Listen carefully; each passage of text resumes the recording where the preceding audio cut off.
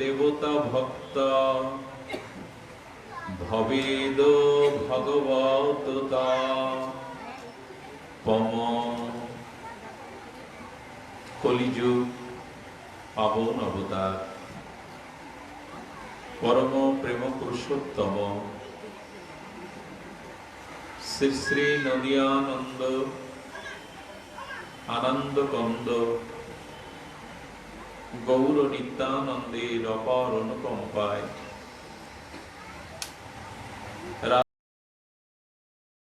রাধা মাধবের অহেতুকী করুণায়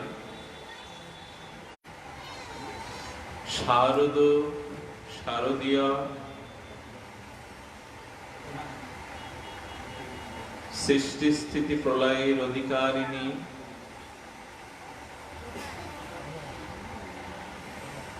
জগত পালিকা ত্রিনয়নী আদ্যা শক্তি পরা দেবী ভগবতী শ্রী শ্রী দুর্গা উৎসবে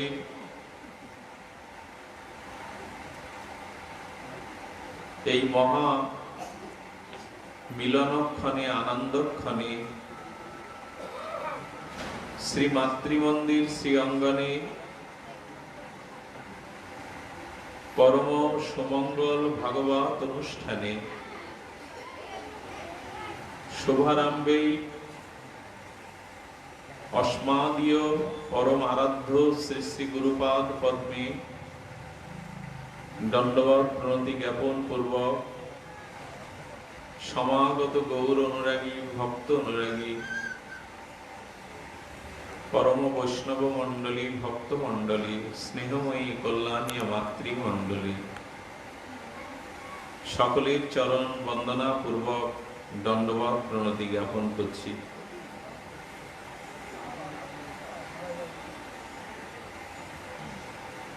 শ্রী প্রহ্লাদ সংহিতাতে বলা হচ্ছে শ্রেষ্ঠ উপাস্যকে।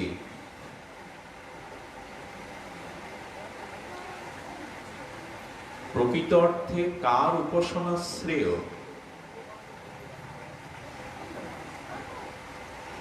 প্রহ্লাদ সংহিতাতে বলা হচ্ছে ন সৌর ন চ শৈব বা না ব্রাহ্ম ন চ শক্তিক ন চান্ন দেবতা ভক্ত ভবেত ভাগবততম উপম। প্রহ্লাদ সংহিতায় বলা হচ্ছে শ্রী ভগবত ভজনে অর্থাৎ রাধা গোবিন্দ সেই নির্মল কেবলা প্রীতি ব্রজভক্তি যুগল ভজন ও চিন্তামণি ধাম ধাম শিরোমণি শ্রীধাম নবদ্বীপে সংকীর্তন রসাত্মক মহাপ্রভুর যে নাম সংকীর্তন, সেই নবদ্বীপের নাম সংকীর্তনে রসসিক্ত হয়ে অন্তর্মনা হয়ে সদ্গুরুর কৃপায় কেউ যদি রাধা মাধবের যুগল উপাসনায় ব্রতী হয়, সেটি হলো সর্ব উপাসনার সার নয়, সারাত সার।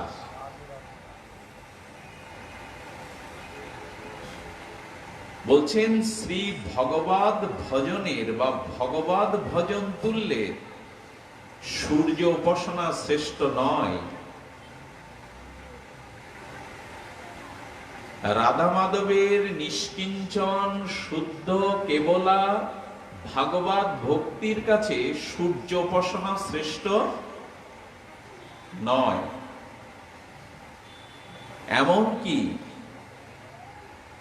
এমনকি স্বতন্ত্র ঈশ্বর জ্ঞানে যদি শিব উপাসনা করাও হয়, কথাগুলি এত উচ্চ মার্গের কথা, এগুলো ভীতি হয়, ভয় হয়। কিন্তু প্রহ্লাদ সংহিতায় সিদ্ধান্ত জানানো হচ্ছে স্বতন্ত্র ঈশ্বর ভেদে যদি ভগবান শিবের উপাসনা করা হয় তবু রাধা মাধবের ব্রজ উপাসনার সমান হতে পারে না। কারণ ভগবান শঙ্কর ও পঞ্চানন পঞ্চমুখে তিনিও ভগবানের ধ্যান করছেন, নাম জপ করছেন, ভগবানের ভজন করছেন।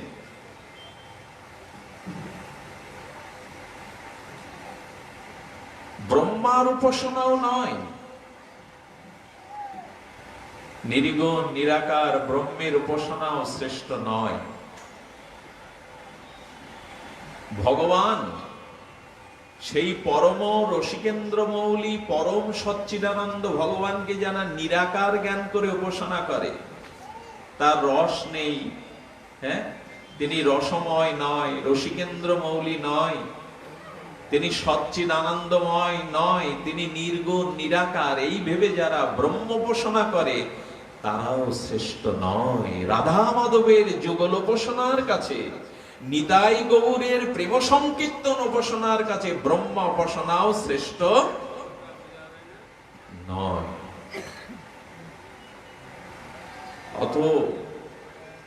অথবা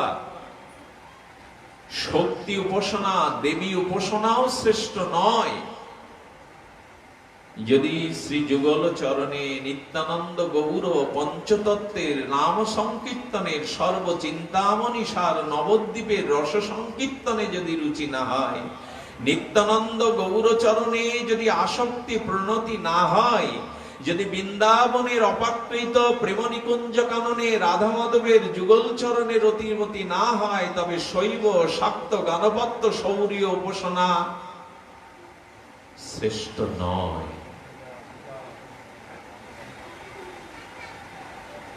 আচ্ছা, এই যে জগৎ জননী আদ্যাশক্তি পরা দেবী দুর্গার উপাসনা আমরা রত হয়েছি, ব্রতী হয়েছি, বাঙালির জাতীয় উৎসব, শ্রেষ্ঠ উৎসব দুর্গা উৎসবের। এই দুর্গতি নাশিনী সা দুর্গা, ইনি দুর্গের অধিপতি। এই পৃথিবীটা হলো একটি দুর্গ। এদিকে লক্ষ্য করুন, কেউ কথা বললে অন্যদিকে মন যাচ্ছে, তো দৃষ্টি যাচ্ছে, তো আপনার শুনছেন কোন দিকে? কে এলো, কে গেল, কি বলল, ওদিকে দৃষ্টি গেলে তো বাদ পড়ে যাব। ভাগবত শ্রবণ করতে করতে এতটা তদাত্ম প্রাপ্ত হতে হবে, যিনি আলোচনা করছেন তিনি যদি হাত বেঁকান ওই দিকেই মাথা চলে যাবে। তাকে বলে তদাত্ম হওয়া।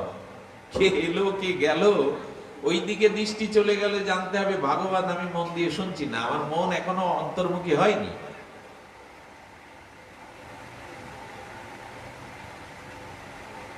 অস্ত্রগুরু দ্রোণাচার্য অস্ত্র শিক্ষার পর সব শিষ্যদের ডেকেছেন, আমি তো তোমাদের অস্ত্রগুরু, অস্ত্র শিক্ষায় শিক্ষিত করলাম, আমি তোমাদের একটু পরীক্ষা নিতে চাই তোমরা কেমন অস্ত্র শিক্ষায় পারঙ্গম হয়েছে। তো তিনি একটা বৃক্ষের শাকে একটা কাঠের পাখি তৈরি করে বড় একটা চোখ তৈরি করে দিয়েছে। এই চোখেই তোমাদের তীরটা নিক্ষেপ করতে হবে দৃষ্টি স্থির করে। এক এক করে সব দুর্যোধনাদি অন্য শিষ্যদের ডেকে বলছেন, তোমরা কি দেখতে পাচ্ছ? বলে, প্রভু একটা বড় বৃক্ষ, বড় বৃক্ষের একটা বড় প্রশস্ত শাখা, সেখানে একটা পক্ষী বসে আছে। এই করে যখন বর্ণনা দিচ্ছে, গুরুদেব বলছেন সব চলে যাও, সরে দাঁড়াও, তোমাদের দ্বারা সম্ভব না। এক এক করে সবাইকে ডাকার পরে তৃতীয় পাণ্ডব অর্জুনকে ডেকেছেন, প্রিয় শিষ্য অর্জুনকে। অর্জুন, তুমি কি দেখতে পাচ্ছ? বলেন, গুরুদেব আমি শুধু একটা চোখ দেখতে পাচ্ছি, বিশ্বময় অনন্ত, চারিদিকেই যেদিকে আমি, চারিদিকে একটা চোখ ছাড়া জগতে আমার সামনে আর কিছু নেই। বলেন, এইবার তীর চালাও। অর্জুন বৃক্ষও দেখছে না, শাখাও দেখছে না, পাখিও দেখছে না, দেখছে তার কাছে জগৎময় শুধু চক্ষুময়। তাহলে তীর মারলে যাবে কোথায়? পাগনায়?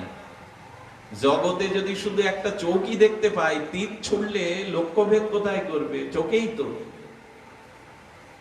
তার মানে আমাদের এখনো লক্ষ্য স্থির হয়নি। এখানে ভাগবত কথা শুনতে এসে কত পারিবারিক গল্প, কত এই বছরের গল্প, কত আনাগোনা, কত অস্থিরতা। তার মানে আমাদের এখনো লক্ষ্য স্থির হয়নি। এই লক্ষ্যটা স্থির না হলে তো ভগবত পথে এক পাও এগিয়ে যাওয়া যাবে না। আগে তো তোমার লক্ষ্যটা স্থির হতে হবে। এখন লক্ষ্যটা ভগবত গুণকথার মধ্যেই তদাত্মপ্রাপ্ত হয়ে যান। যদি পারেন তাহলে কিছু কল্যাণের আশা আছে।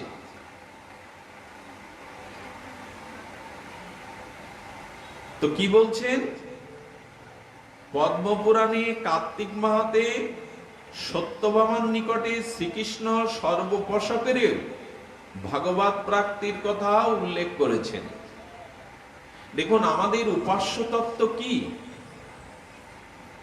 একবার মননশীল মুনিগণ, ব্রহ্মর্ষি গণ, যোগী ঋষিগণ তারা একত্রিত হয়ে এই প্রসঙ্গ নিয়ে পর্যালোচনা করছেন যে আমরা কার উপাসনা করব। আমাদের প্রামাণ্য শাস্ত্রাদিতে 5 রকমের উপাসনার কথা বলা আছে: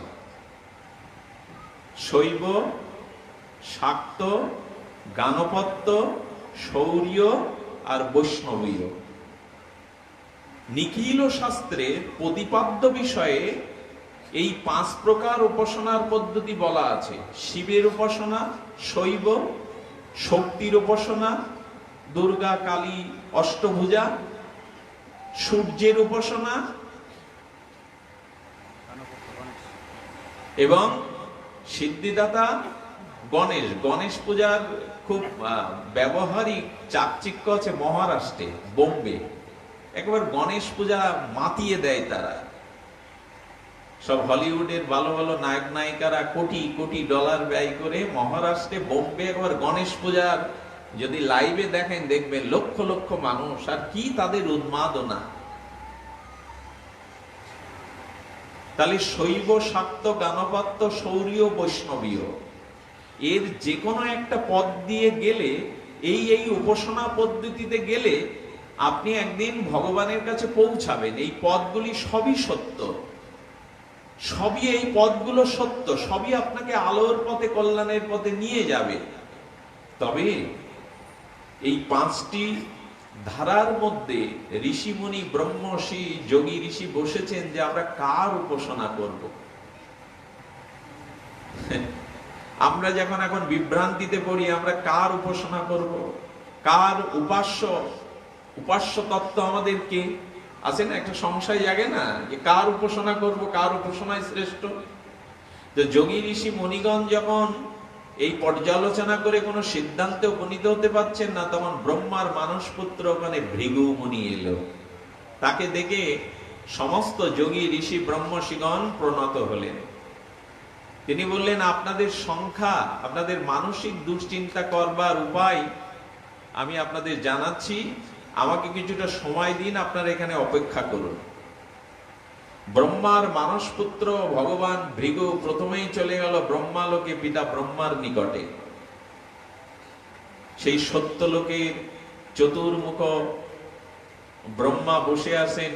ব্রহ্মা যেহেতু পিতা, এই জন্য ভৃগু মুনি গিয়ে ব্রহ্মাকে কোনো স্তুতিও করলেন না, সম্মান প্রদর্শনও করলেন না, প্রণামও করলেন না। ব্রহ্মা ক্ষিপ্র হয়ে গেলেন রজগুণে, কি আমি পিতা, আমাকে সম্মানটুকু প্রণামটুকু করবার মতো অভিপ্রায় অভিরুচি তোমার নেই, বেরো।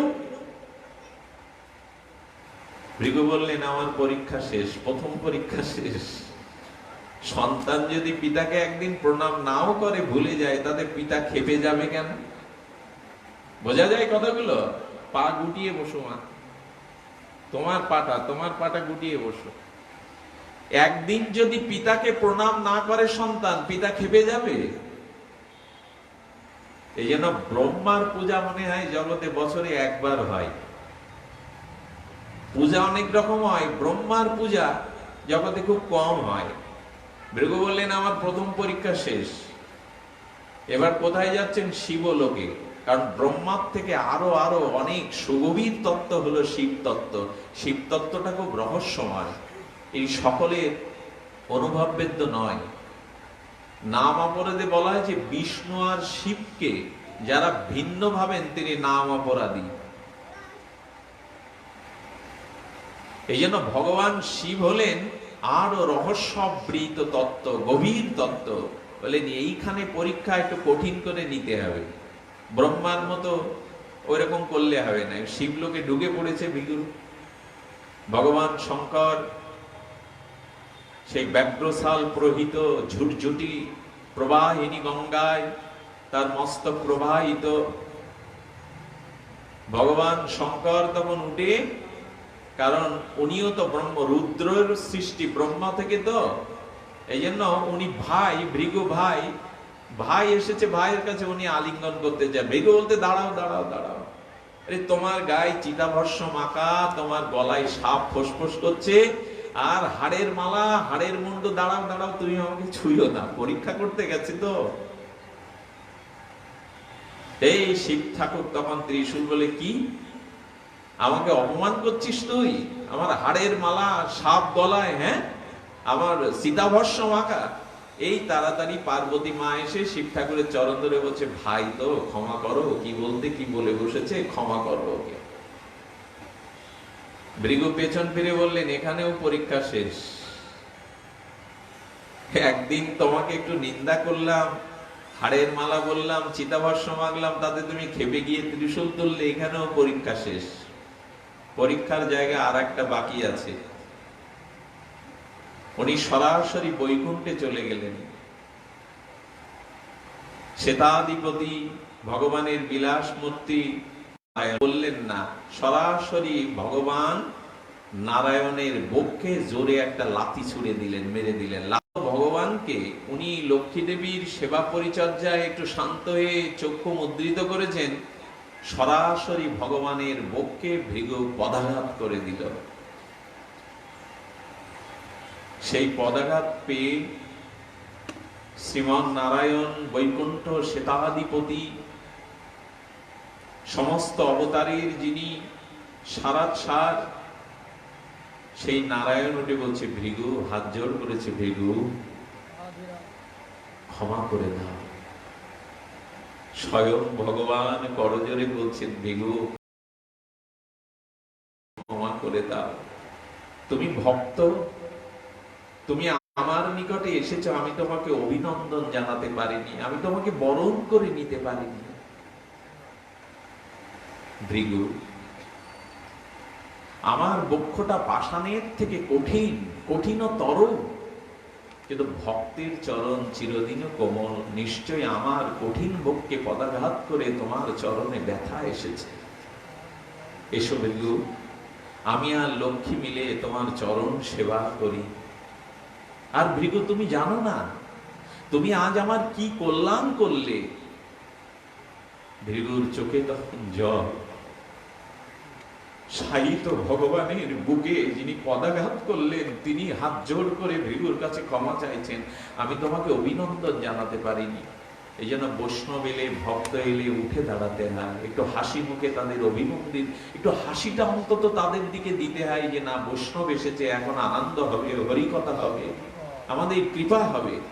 বৈষ্ণব দেখে যারা সম্মান করে না, যারা আনন্দ পায় না, এটাও একটা বৈষ্ণব অপরাধ।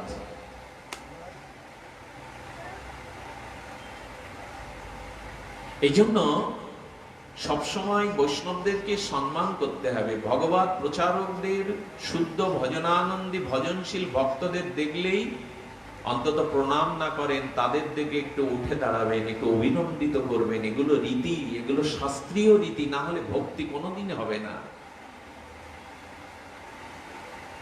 ভগবান ভক্তের মহিমা নিজে আচরণ করে জগৎকে শেখাচ্ছেন। ভৃগু, এসো, তোমার চরণে আঘাত লেগেছে, তোমার চরণ সেবা করি। ভৃগু ঝরঝর করে দাঁড়িয়ে কাঁদছেন, এ কার কাছে এলাম, এ কেমন ভগবান? ভৃগু, তুমি জানো তোমার চরণের যে ছাপটা আমার বুকে লেগে থাকলো, এটা আমি মুছবো না। এইটা আমার বুকে গর্ব মনে করে, গৌরব মনে করে, স্মৃতি মনে করে আমি যতবার অবতার হব, তোমার চরণ চিহ্নটা আমি আমার বুকে রাখবো, আমি চরণ চিহ্ন মুছবো না। ভৃগু, তুমি জগৎ জীবের আজ মহা কল্যাণ করলে, তোমার চরণ স্পর্শে জগৎজীবের আজ কল্যাণ হলো, ভগবানের পক্ষে পদাঘাত করলেন তো জীবের কল্যাণ হলো কি করে? শ্রীমান নারায়ণজি বলছেন, ভৃগু, আমার এক একটি লোমকূপে অনন্ত ব্রহ্মাণ্ড, ভগবানের এক একটা লোমবিহরে অনন্ত বিশ্ব ব্রহ্মাণ্ড। তো আমার বক্ষ মাঝে যেখানে তুমি পদাঘাত করলে, ওই ওই লোমকূপে যেসব ব্রহ্মাণ্ড আছে, সেই ব্রহ্মাণ্ডে যারা ভগবান বিমুখ, ভজন বিমুখ, ভক্তি বিমুখ বিষয়ী জীব আছে, তোমার এই চরণ ধুলি স্পর্শে সেই সব কৃষ্ণ বিমুখ ভগবান জীবগুলো ভক্তি পেয়ে তারা আমামুখী হবে, তারা আমামুখী হয়ে যাবে।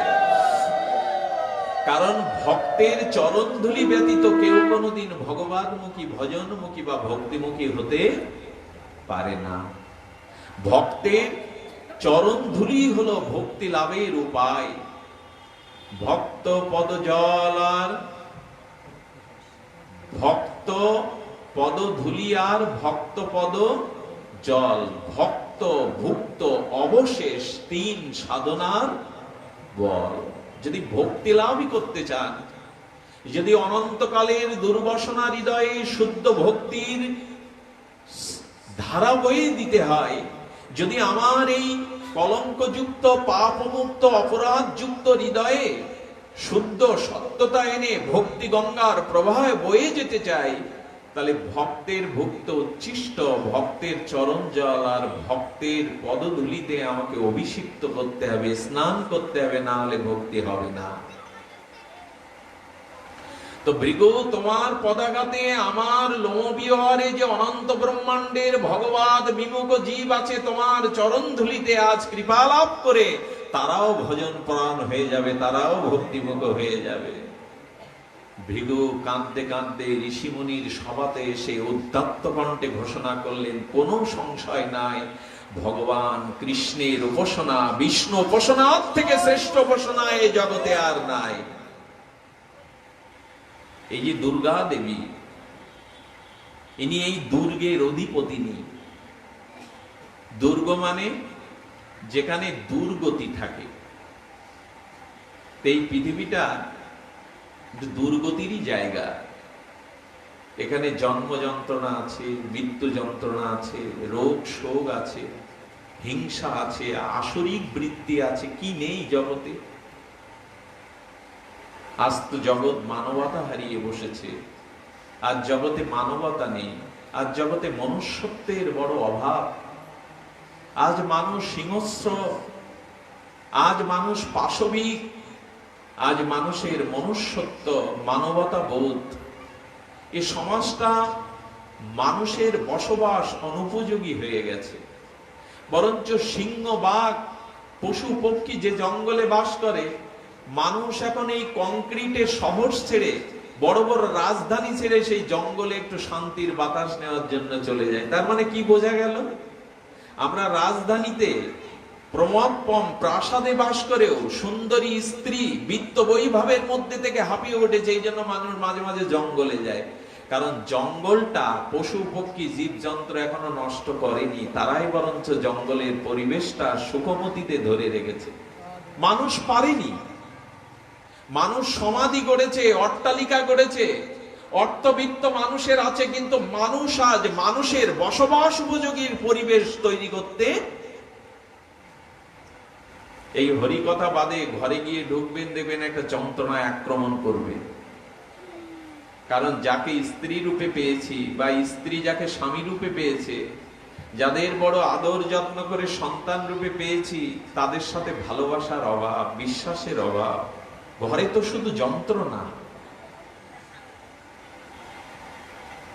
মহাভব দাবাগ্নি, মহাপ্রভু বলছেন আগুন জ্বলছে, সমস্ত জগৎটা এখন অশান্তির আনালে দগ্ধীভূত হচ্ছে। ভব মহা দাবাগ্নি সংসার দাবানল। জঙ্গলে যেমন আগুন লেগে যায়, জঙ্গলের আশেপাশে গ্রাম থেকে লক্ষ লক্ষ মানুষ বাঁচবার জন্য সেই তাপে দগ্ধীভূত না হয়ে বাঁচবার জন্য গ্রাম ছেড়ে, গৃহ ছেড়ে চলে যায়, সম্পত্তি ছেড়ে। এমনি প্রতিটি সংসারে জগতে আজ দাবাগ্নি জ্বলছে। দুর্গা দেবীকে কৃষ্ণ দায়িত্ব দিলেন, ভগবান শ্রীকৃষ্ণ পরমেশ্বর, দুর্গা আমি তোমাকে সৃষ্টি স্থিতি প্রলয়ের অধিকারিণী কর্ত্রী করে এই জগৎ ব্রহ্মাণ্ডের ভার তোমার উপরে দিলাম। এই জগতের কর্ত্রী হলেন দুর্গা, শ্রী দুর্গা, শৈব দুর্গা। এই যে সৃষ্টি স্থিতি প্রলয়ের ত্রিনয়নী শৈব দুর্গার প্রতি কৃষ্ণ দায়িত্ব দিলেন। হে মহামায়া, হে আদ্যা শক্তি দেবী দুর্গা, তুমি এই দুর্গের অধিপতি। জেলখানার যেমন জেলার থাকে, জেলখানার তো একজন জেলার থাকতে হবে, এই জগৎরূপ জেলখানার জেলার হলেন আদ্যা শক্তি দেবী ভগবতী দুর্গা। বলছেন তুমি জেলার হলে কেন দুর্গা? বলেন আমার প্রভু কৃষ্ণ আমাকে দায়িত্ব দিয়েছেন, যারা কৃষ্ণ ভুলে যাবে, যারা ভগবত ভজন ভুলে যাবে, যারা ভক্তিকে ভুলে যাবে, তুমি এই দুর্গম দুর্গের মধ্যে, কারাগারের মধ্যে তাদের ঢোকাবে দুর্গা। তারা বুঝুক যে ভগবান ভুলে গেলে, আত্মজ্ঞান ভুলে গেলে, ভগবত ভজন ভুলে গেলে তাকে এই নরকময় জন্ম মৃত্যু চক্করে দুর্গতির মধ্যে পড়ে থাকতে হবে। দুর্গতি তার কোনো কালে বুঝবে না। জেলার কি ইচ্ছা করে ঢোকায় কারাগারের মধ্যে? জেলারের দায়িত্ব সে কারাগারে ওর মধ্যে দেখভাল করে। দুর্গা দেবী হলো এই জগৎরূপ দুর্গ থেকে ত্রাণ করবার, সৃষ্টি স্থিতি প্রলয়ের অধিকারিণী। তবে এই শক্তিটা তাকে স্বয়ং প্রভু শ্রীকৃষ্ণ ভগবান দিয়েছেন। যাও দুর্গা, এই মহামায়া কবলিত কৃষ্ণ বিমুখ, ভগবত বিমুখ, আত্মজ্ঞান শূন্য জীবগুলিকে তুমি জন্ম মৃত্যু চক্রে মায়ার দ্বারা এই দুঃখ মৃত্যু জরা দিতে থাকো। এইগুলি পেতে পেতে যদি কেউ শরণাপন্ন হয়, হে মা দুর্গা, হে দুর্গতি নাশিনী, তুমি আমাকে এই জগৎ সংসারের জন্ম মৃত্যু জরা ব্যাধি দুর্গ থেকে, এই সংসার রূপ কারাগার থেকে, এই অশাশ্বতলয় জগৎ থেকে কৃপা করে কৃষ্ণ চরণে দিয়ে দাও, ভগবত ধামে দিয়ে দাও। যদি কেউ দুর্গার কাছে এই প্রার্থনা নিয়ে হাজির হয়, তবে শ্রী দুর্গা তাকে জেলারের মতো এই দুর্গতিময় দুর্গম জগৎ থেকে, জন্ম মৃত্যু থেকে তাকে শ্রীকৃষ্ণ চরণে শোভে দেন, যা চলে যায়।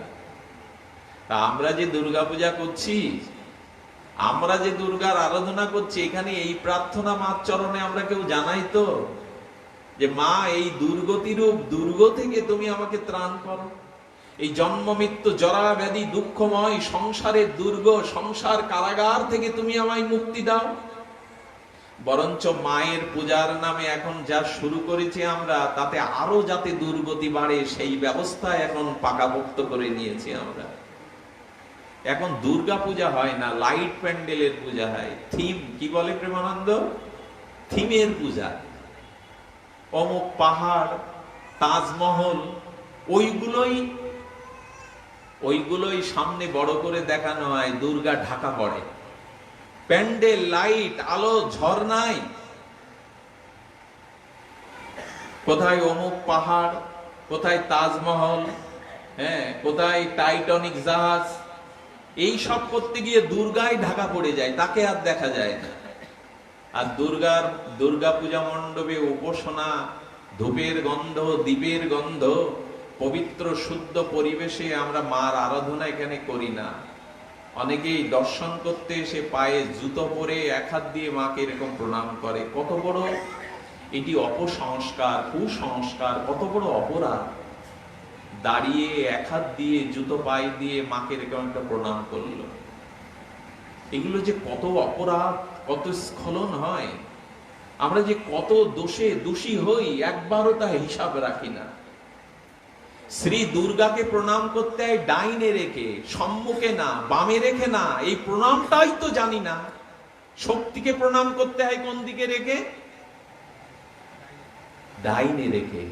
শিব ও দুর্গা, কালিকাকে প্রণাম করতে হয় আমার ডাইনে থাকবেন তিনি, সম্মুখে না, বামে না।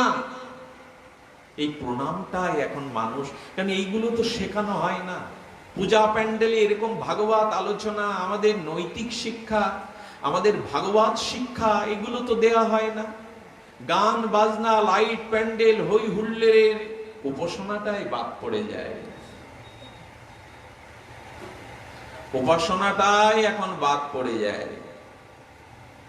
এখন সব এই তো এখানে মার কাছে যেটা চাই সেটাও যে ঠিক চাই আমার মনে হয় না। যশং দেহি ধনং দেহি পুত্রং দেহি, যশোজয়ী ধন দাও, পুত্র দাও, সুন্দরী স্ত্রী দাও, রোগ শোক দূর করো, শত্রু নাশ করো। এগুলি সব চাওয়া নিজের সুখের জন্য, নিজের স্বার্থের জন্য। মায়ের জন্য তো কিছু চাইলাম না, তার সুখের জন্য তো কিছু চাইলাম না। এই জন্য দুর্গা উৎসবটা, আচ্ছা উৎসব কাকে বলে? আমরা তো দুর্গা উৎসব বলছি, শারদীয় দুর্গা উৎসব। উৎসব কাকে বলে? উৎসব তাকেই বলে যেখানে বহুজনকে একত্রিত করে কিছু দেওয়া হয়। বহুজনকে একত্রিত করে কিছু দান দেওয়া হয়, সেই দেওয়ার স্থানটাকে বলে উৎসব প্রাঙ্গণ। যেখানে দেওয়া আছে, নেওয়া নাই। কি দেবে, কি দিতে হয় তাহলে উৎসব হয়? বলে বহুজনকে মিলিত করে, একত্রিত করে যদি তাদের একটু আনন্দ দান করা হয়, তবে সেটাই হলো উৎসব। আনন্দটা কি হলো? আনন্দটা একমাত্র আনন্দ হলো আত্মা আনন্দ। আত্মা যাতে পরিপুষ্ট হয়, আত্মা যাতে প্রশান্ত হয়, আত্মার যাতে পরম আনন্দ হয়, এটাই হলো প্রকৃত আনন্দ। খাওয়া দাওয়া, হই হুল্লোড়, লাইট প্যান্ডেলে ওই আনন্দ নাই। আচ্ছা আত্মাই আনন্দগুলো নেয় তো? লাইট প্যান্ডেল, হই হুল্লোড়, গান বাজনা, নাটক, সিনেমা, এইগুলো আত্মার খাদ্য তো? এগুলো আত্মা নাই তো? নিত্য বুদ্ধ শুদ্ধ মুক্ত অজর অমর আত্মা এগুলি নেয় না। আত্মা একমাত্র প্রসন্ন হয়, আত্মার একমাত্র প্রসন্নতা করে হরি কথা, হরি নাম, ভগবত চিন্তন। সেই আত্মার আনন্দ, ভগবত আনন্দ যে প্রাঙ্গণে অন্যকে দান করা হয়, তাকেই বলে উৎসব। উৎসবের নাম করে এখন উদ্ধত্ত নাচা গাওয়া, অশ্লীলতা, এইগুলি হয়ে গেছে বাঙালির সংস্কৃতি। এর থেকে বেরিয়ে না আসলে মা এমনটা চান না। পরমা বৈষ্ণবী, মায়ের আরাধনা, মায়ের উপাসনা, মায়ের চরণে নিজের প্রণতি আকুতি এগুলি জানাতে হয়। হে মা, আমার কাম ক্রোধ রূপ শত্রু যাতে আমি জয় করতে পারি। হে মা, তুমি পরমা বৈষ্ণবী, তুমি কৃপালু, তুমি এই মহামায়ার কবল থেকে আমাকে গোবিন্দ চরণে ভজনে নিয়োজিত করো। মা, জন্ম মৃত্যু চক্রের এই সংসার কারাগারে তুমিই তো এই কারাগার থেকে মুক্তি দিতে পারো, তুমি আমায় মুক্তি দাও। ওই এই প্রার্থনা তো করি না? এই জন্য পূজা পান্ডেল গুলো আজ যে উৎসবে আমরা রূপ দিয়েছি, এটা বাহ্যিক উৎসব। এতে রং রস শব্দ স্পর্শ রূপ রস গন্ধ আনন্দিত হয়, আত্মার উন্নতি হয় না, আত্মার কল্যাণ হয় না, বিবেক এতে কিছু পাই না। আমাদের চেতনা থাকে নিদ্রিত ঘুমন্ত। এই জন্য আমাদের জাগতে হবে। এই পূজা এগুলো হরি কথা কেন, ভাগবত সঙ্গ কেন? কারণ আমরা ঘুমিয়ে আছি, আমাদের চেতনা লুপ্ত হয়ে গেছে। আমাদের জাগতে হবে, মহাজাগরণ, আত্মজাগরণ। কথাগুলি আসলে দার্শনিক কথা, সবার মাথায় কথাগুলো ঢোকানো যাবে না। মহাজাগরণ কাকে বলে?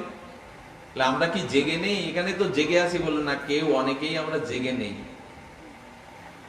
যাদের আত্মচিন্তা নেই, যাদের ভগবত চিন্তা নেই, যাদের মনুষ্যত্বের উন্মেষ ঘটেনি, যারা কি করতে জগতে এসেছি, মৃত্যুর পরে বা আমার কি গতি হবে, যাদের এই চিন্তা নেই, তারা জেগে নেই, তারা ঘুমিয়ে আছে। কে আমি, কেন এলাম, কি করে এই জগৎ থেকে আমি কল্যাণ প্রাপ্ত হব, কি করে ভগবানের চরণে ভক্তি লাভ করব, কি করে পরকালে আমি আরেকটু এগিয়ে যেতে পারবো ভগবানের দিকে, এই সব চিন্তা যাদের নেই, তারা ঘোর নিদ্রায় নিদ্রাভূত হয়ে আছে। এই জন্য চণ্ডীর একটা মন্ত্রে আছে, ইয়া দেবী সর্বভূতে নিদ্রা রূপেণ সংস্থিতা। নিদ্রা রূপে মা কুলকুণ্ডলীন শক্তি, জীবের ভিতরে যে আত্মজ্ঞান, আত্মশক্তি, এইটা ওই জরা সাপের মতো কুণ্ডলী পাকানো, ঘুমন্ত নিদ্রিত হয়ে আছে। মা, আমি ঘুমিয়ে আছি, তুমি তোমার শক্তি দিয়ে আমাকে জাগিয়ে তোলো, যেন আমি বুঝতে পারি জীবনে কেন এলাম, কি আমার লক্ষ্য। এই দুর্গাপূজা এখন আর আশা করা বড় ভুল। বাঙালির জীবনে শারদোৎসব আসে বটে, মিলনের রঙে রাঙিয়ে যায় বটে, আনন্দোৎসবের কমতি আমাদের নাই বটে, কিন্তু উপাসনাটাই বাদ পড়ে যায়, আত্মচেতনাটা বাদ পড়ে যায়। এই জন্য আমাদের লক্ষ্য করতে হবে, এই শ্রী দুর্গা, শৈবা দুর্গা, দশভুজা দুর্গা, এনাকে গোবিন্দ পত্রী করে পাঠিয়েছিলেন। এই দুর্গ রূপ জগত অসাৎশতলয় দুর্গের তুমি হলেন দুর্গা, তুমি কর্ত্রী, তুমি সৃষ্টি স্ত্রী প্রলয়িনী ত্রিনয়নী। এই মায়া বিমুগ্ধ কৃষ্ণ বিমুখ জীবকে তুমি সংসার কারাগারে পুরে মায়ার দ্বারা জন্ম মৃত্যু জরাব্যাধি কষ্ট দাও। যদি কোনোদিন তোমার চরণে এর থেকে মুক্তি পাওয়ার, এই সংসার রূপ কারাগার থেকে মুক্তি পাওয়ার জন্য তারা তোমার চরণে প্রার্থনা জানায়, তুমি তাকে মুক্তি দিয়ে ভক্তির পথে, ভজনের পথে, আমার পথে তাকে ঠেলে দিও। তাহলে আমরা কি জানলাম? জানলাম আমাদের উপাসনার মধ্যে অনেক মত পথ আছে, সবই সত্য, সবই সুন্দর, সবই পরমের দিকে আমাদের নিয়ে যাচ্ছে। কারণ চিলেকোটার উচ্চ শিখরে উঠতে গেলে তো প্রথম সিঁড়িতে পা দিতে হবে। সবাই উপাসনার পথে আছে, সবাই সত্যের পথে আছে, সবাই কল্যাণের পথে আছে, কিন্তু তার মধ্যে সর্বশ্রেষ্ঠ হলো বিষ্ণু আরাধনা নাং সর্বেশাং পরম। পরম উপাসনা হলো ভগবান। ভগবান শিবের কাছে মাতা পার্বতী তো জিজ্ঞাসা করেছিলেন, এই কথাটা যদি আমরা শিব পার্বতী সংলাপে শুনি, মাতা পার্বতী জগৎ মাতা, তিনি জিজ্ঞাসা করছেন, প্রভু এই জগতে কার উপাসনা শ্রেষ্ঠ? ভগবান শিবের কাছে জগৎমাতা পার্বতী জিজ্ঞাসা হচ্ছেন যে জগতে কার উপাসনা শ্রেষ্ঠ? অনেক তো উপাসক আছে, অনেক উপাসনা পদ্ধতি আছে, কার উপাসনা শ্রেষ্ঠ? উপাসনানাং সর্বেশাং বিষ্ণু আরাধনাং পরম। ভগবান শঙ্কর বললেন, হে পার্বতী, এই জগতে ভগবান কৃষ্ণের উপাসনাই হলো শ্রেষ্ঠ উপাসনা। তবে এখানে একটু বলি, যদি প্রেমময়ী, করুণাময়ী, লাদিনী, রাধিকাকে বাদ দিয়ে একা কৃষ্ণের উপাসনা করেন, তবে আপনি তেমন কিছু পাবেন না। আপনি পাবেন বটে, খুব অল্প পাবেন, খুব স্বল্প পাবেন। রাধা রানীকে বামে রে, রাসেশ্বরী, লাদিনী, অধীশ্বরী, করুণাময়ী, কৃপাময়ী, আনন্দময়ী, প্রেমময়ী রাধিকাকে বামে রেখে যে যুগল উপাসনা, তাতেই সর্বস্ব প্রাপ্তি। একা কৃষ্ণের উপাসনার মধ্যে গোস্বামীরা বলেছেন খুব বেশি প্রাপ্তি নাই, সে অল্প পাবে, অল্প। কারণ কৃষ্ণ মদনমোহন ঠিকই, বিশ্বমোহন ঠিকই,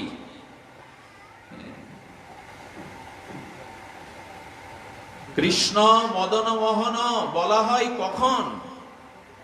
বলেন শ্রীকৃষ্ণ সৌন্দর্য, মাধুর্য, ঐশ্বর্যের পরকাষ্ঠা তিনি।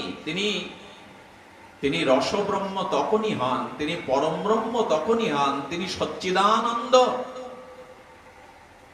এবং তিনি বৃন্দাবনের নবীন মদন, নবীন কিশোর তখনই হন যখন লাদিনী, অধীশ্বরী শক্তি রাধারানীকে বামে নিয়ে দাঁড়ান, তখনই তিনি বিশ্বমোহন না, তিনি ভুবনমোহন। একা কৃষ্ণের যে রূপ, তাতে ভুবন মোহিত হতে পারে, কিন্তু মদনমোহন রাধারানী ছাড়া হবে না। বামে রাধারানী না থাকলে তিনি মদনমোহন, বিশ্বমোহন হতে পারেন। মদনমোহন হতে গেলে ঠাকুরানী, কৃপাময়ী রাধারানীকেই বামে রাখতে হবে। এই জন্য যুগল উপাসনাই হলো। একথা কে বলছেন? ভগবান শঙ্কর। বিষ্ণু আরাধনা নাং সর্বেশাং, অর্থাৎ ভগবান কৃষ্ণ বা বিষ্ণু উপাসনায় শ্রেষ্ঠ। পার্বতী আরো একটা প্রশ্ন করেছিলেন, প্রভু বিষ্ণু বা কৃষ্ণের উপাসকের থেকে আর কোন শ্রেষ্ঠ উপাসনা আছে? তস্মাৎ পরতরং দেবী তদীয়ানাম সমার্চনাম। যিনি রাধা মাধবের যুগল চরণে একান্তি ভজন করেন, নিষ্কামা শুদ্ধ প্রীতি ভক্তি করেন, সেই রাধা মাধবের যুগল উপাসকের নিষ্কাম ভক্তের উপাসনা ভগবানের উপাসনার থেকে শ্রেষ্ঠ। ভক্তের উপাসনা ভগবানের উপাসনার থেকে শ্রেষ্ঠ। সেই অর্থে শ্রীকৃষ্ণ যার প্রভু, শ্রীকৃষ্ণ যার উপাস্য, সেই জগৎ জননী মা দুর্গা বৈষ্ণবীর চরণে আজ আমরা প্রণতি জানাবো। মা, আমাদের কৃষ্ণ ভক্তি দাও, আমাদের কৃষ্ণ ভজনের শক্তি দাও মা, যাতে কৃষ্ণ ভজন করতে পারি। শ্রীমদ্ ভাগবত গীতাতে স্পষ্টই উল্লেখ করা আছে, যথা যে অন্য দেবতা ভক্তা যজন্তে শ্রদ্ধায়ন্বিতা। এই দেখুন শ্রীমদ্ ভাগবত গীতা কি বলছেন, তেওপি নাবেব কন্তেও যজন্তে অভিধি পূর্বকম। কি অদ্ভুত কথা ভগবান বলছেন। হে অর্জুন, যারা অন্য দেবতার ভক্ত হয়ে শ্রদ্ধাযুক্ত হৃদয়ে সেই দেবতার উপাসনা করে। আমি 4টি ধারা বললাম, শৈব, শাক্ত, গানভক্ত। তো বলছেন, হে অর্জুন, যারা অন্য দেবতার ভক্ত হয়ে শ্রদ্ধালু শ্রদ্ধা চিত্রে সেই দেবতার উপাসনা করে, তারা প্রকৃতকে আমারই উপাসনা করে। কারণ আমার অংশ, আমার বিভূতি, আমার শক্তি ছাড়া জগতে দ্বিতীয় কোনো বস্তু নয়। ওরা অন্যান্য দেবতার উপাসনা করলেও সে আমাকে পায়, আমাকেই পূজা করে। তবে যেহেতু দেবতা আরাধনায় বিভূতি স্বরূপ এবং অন্তর্যামী ভাবে সেই দেবতার মধ্যে আমি বর্তমান আছি, কিন্তু যে প্রকারে আমাকে উপাসনা করলে মোক্ষ লাভ হয় সেই উপাসনা তারা করে না।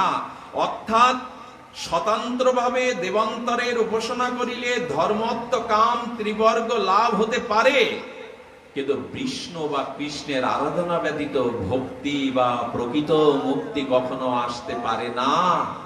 যদি ঈশ্বর থেকে, কৃষ্ণ থেকে স্বাতন্ত্র জ্ঞান করে আপনি যে দেবদেবীর উপাসনা করেন, সেই দেবদেবী আপনাকে ধর্ম দিতে পারে, কামনা পূরণ করতে পারে, স্বর্গ দিতে পারে, ধর্ম অর্থ কাম দিতে পারে, কিন্তু মোক্ষ প্রাপ্তি বা জগতের মুক্তি প্রাপ্তি একমাত্র গোবিন্দ ছাড়া কেউ দিতে পারে না।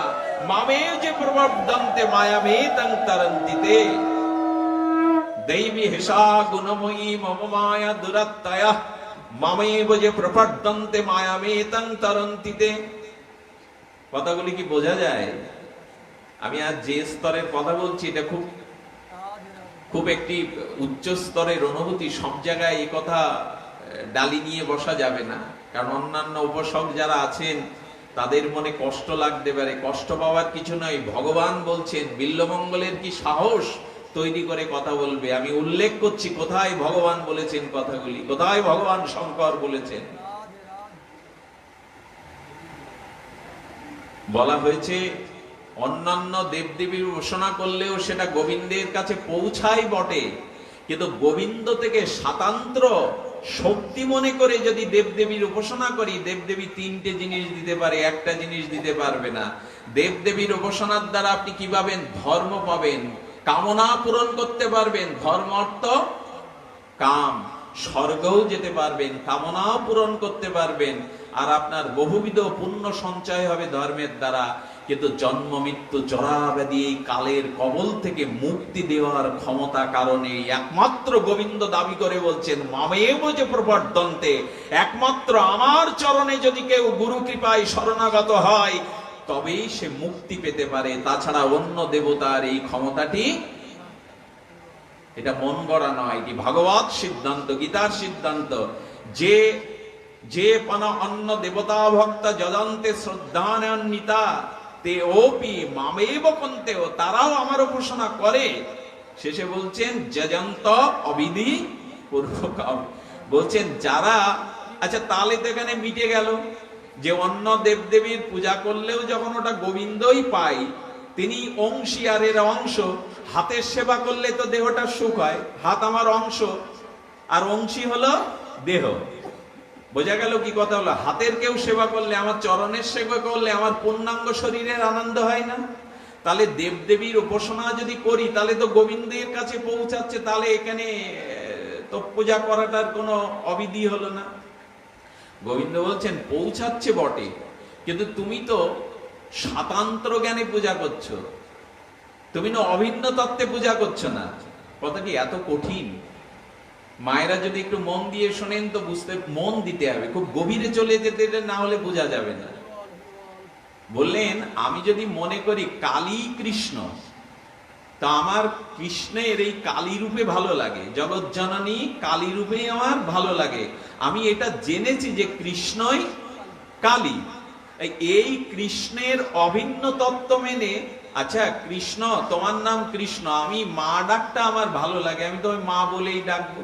ঠাকুর রামকৃষ্ণ বলেছেন আমি কালী ব্রহ্ম জেনে মর্ম, ধর্ম ধর্ম সব ছেড়েছি। কালীকে আমি বিপদের দেবী মনে করিনি, কালীকে আমার দুর্গতি নাশ করার দেবী শক্তি মনে করি না, আমি কালীকেই কৃষ্ণ বলে জেনেছি। রামকৃষ্ণদেব বললেন আমি কালী ব্রহ্ম জেনে মর্ম, ধর্ম ধর্ম সব ছেড়েছি। এই জন্য কৃষ্ণের আরেকটি রূপ মনে করে যদি আপনি মার চরণে নিষ্কাম কোনো চাওয়া পাওয়া কামনা বাসনা না রেখে পূজা করেন, ওই বিধিটাই ঠিক আছে। কিন্তু কৃষ্ণ থেকে আলাদা স্বাতন্ত্র কোন শক্তির দেবী মনে করে যদি আলাদা করে পূজা করেন, তাহলে সেই পূজায় পূর্ণ হবে, ধর্ম অর্থ পাবেন, কিন্তু মুক্তি আপনি পাবেন না, ভক্তি আপনি কোনোদিনই পাবেন না। একমাত্র আমার চরণে শরণাগতি না হলে জীব মুক্তি পাবে না। মামেব যে প্রপদ্যন্তে মায়া মিতাং তরন্তিতে, আমি জীবকে আমার চরণে শরণাগতি হলে, এই জন্য অন্যান্য দেবদেবীকে অখণ্ড পরতত্ত্ব ভগবান শ্রীকৃষ্ণের স্বাতন্ত্র জ্ঞান করে, আসলে স্বাতন্ত্র জ্ঞান করে নাই। আমি একবার কোথায় গেছি, সেখানে গিয়ে শুনছি 51টা কালী পূজা একসাথে। সেখানে তাহলে কত বড় আয়োজন, একটা কালী পূজা তো মেয়ের বিয়ের মতো, গঙ্গাবরণ থেকে শুরু করে বিসর্জন একেবারে মেয়ের বিয়ের মতো, কত কি আয়োজন করতে হয়। 51টা কালী পূজা কেন? কর্তৃপক্ষকে প্রশ্ন করে বললেন এবছর ঘেরে যাতে একটু লাভটা হয়, ঘেরে মাছ টাছ হয়, তাই সবাই কালী পূজা মানত করেছে। ভগবানের শক্তিকে কোথায় টেনে নামানো হয়েছে যাতে ঘেরে মাছ বেশি হয়, লজ্জায় না ভগবানের শক্তিকে। আচ্ছা আমি যদি এখন অপূর্বদার বাড়ি যাই, উনি যদি আমাকে বলেন 2 বালতি জল নিয়ে আমার বাথরুমটা পরিষ্কার করে আসেন, যান, এই বলাটা আমাকে অপমান করা না, শক্তির অপব্যবহার করা না? তেমনি দেবদেবীর কাছে ভক্তি নাচে, শক্তি নাচে, আপনি ঘেরের যাতে মাছ বেশি হয়, ব্যবসার যাতে উন্নতি হয়, এই সব করে আপনি তাকে খাড়া করছেন। এটা আপনার চেতনার অভাব, আপনার বোধের অভাব। এই জন্য কোনো কামনা বাসনা রেখে এই পূজা পার্বণ করলে যেটুকু হবে আপনার ধর্ম হবে, পূর্ণ হবে বটে, কিন্তু ভক্তি পাবেন না, মুক্তি কোনোদিন পাবেন না। এই জন্য ভগবানের উপাসনাটাই হলো, ভক্তির দ্বারা ভগবানের চরণ আশ্রয় করাটাই হলো জীবের অত্যান্তিক মঙ্গল, অত্যান্তিক ক্ষেম। এই কথা বুঝতে গেলেও কয়েক জন্মের সৌভাগ্য লাগবে, সদ্গুরুর কৃপা লাগবে, নালে কথা মাথায় ঢুকবে না। বহু জন্মের প্রাক্তন সুকৃতি না হলে, সদ্গুরুর চরণ আশ্রয় না হলে এই বোধ মাথার ভেতরে যাবে না। এই জন্য শাস্ত্র বলে দিয়েছেন, শাস্ত্র বারবার বলে দিয়েছেন যে মুক্তি এবং পরম অত্যান্তিক কল্যাণ পেতে গেলে আমাদের শুদ্ধ ভজনে, শুদ্ধ ভগবৎ ভক্তির উপাসনাতে রত হতে হবে। আর গোবিন্দ বলেছেন অন্য দেবদেবীর কাছে কোনো পূজা করলে কি হয়, উপাসনাটা তার কাছে পৌঁছায়, উপাসনাটা তার কাছে পৌঁছায় বটে, কিন্তু উপাসক আমাকে তারা পায় না, আমার কাছে আসে বটে। আচ্ছা এই পর্বত থেকে যে ঝর্ণার জলটা নির্ঝরণী হয়ে পড়ে কিনা, পর্বত থেকে, পর্বতমালা থেকে, পাহাড় থেকে নির্ঝরণী ঝর্ণা তো ঝরঝর করে পড়ে। তো এখন ঝর্ণার জলটা নদ নদী বেয়ে আপনার কাছে আসতে পারে, পর্বতটা আপনার কাছে আসে তো। তেমন গোবিন্দ বলছেন যারা অন্য দেবদেবীর উপাসনা করে তাদের উপাসনাটা আমার ওই ঝর্ণার জলের মতো আমার কাছে আসে, কিন্তু আমাকে তারা পায় না। পর্বত ওখানে যাবে না, ঝর্ণার জল যাবে। আমি কিন্তু আপনাদের একবারও এই কথা বলছি না অন্য সব ছেড়ে দেন, এটা এক জন্মে অল্প স্বীকৃতিতে এই বোধ আসবে না। আমাদের গোবিন্দ দাস ভজ হুরে মন শ্রীনন্দ নন্দন অভয় চরণ অরবিন্দ, এই বিখ্যাত ভজন লিখেছিলেন মহাপ্রভুর প্রিয় পরিকর আচার্য আমাদের গোবিন্দ দাস। ইনি প্রথম জীবনে ছিলেন মায়ের ভক্ত। কার ভক্ত ছিলেন? মায়ের ভক্ত ছিলেন। ভোরবেলা দেখছেন নদী দিয়ে একটা প্রস্ফুটিত পদ্ম ভেসে যাচ্ছে, মনে করলেন এই পদ্মটা আজ মায়ের চরণে অঞ্জলি দেব। কি অপূর্ব নীল কমল! ওই কমলটা তুলে আর রক্তিম চন্দন চর্চিত করে, রক্ত চন্দন চর্চিত করে মায়ের পায়ে দিতে গেছে। মা তখন হাত বাড়িয়ে বলছেন, বাছারে, ওটা আমার চরণে দিস না, ওটা আমার মস্তকে দে, কারণ আজ প্রভাতে কোনো কৃষ্ণ ভক্ত আমার প্রভুর চরণে ওটা প্রসাদী হয়ে গেছে, ওটা আমি পায়ে নিতে পারবো না, আমার মাথায় দাও, আমার মস্তকে দিয়ে দাও। বললেন, মা, মা তোমার থেকে কোনো বড় কিছু আছে নাকি? শক্তি পরতত্ত্ব? বললেন, আছে বই কি, আমিও তো তার উপাসনা করি। শ্রী গোবিন্দের পরতত্ত্ব অখণ্ড ভগবান কৃষ্ণের আমিও, তিনিও আমার প্রভু। বললেন, মা, তাহলে তুমি আমাকে কি করবে? বলে, হ্যাঁ, আমি তোকে গোবিন্দ চরণেই সঁপে দেব। তুই তো আমার কাছে কোনো কামনা বাসনা নিয়ে আসিসনি। আচ্ছা, আপনাদের যদি একটা কূট প্রশ্ন এখন আমাকে করে বসেন, আচ্ছা, যারা যারা কালী পূজা করছে, শক্তির উপাসনা করছে, সব মা কেন এইভাবে দেখিয়ে দেয় না তুই গোবিন্দের উপাসনা কর? এর উত্তর কি জানেন? যারা কামনা বাসনা নিয়ে, ভোগ বাসনা নিয়ে, নিজের কোনো চাওয়া পাওয়া নিয়ে মায়ের উপাসনা করে, মা তাদের ওই দিকেই ভুলিয়ে রাখেন।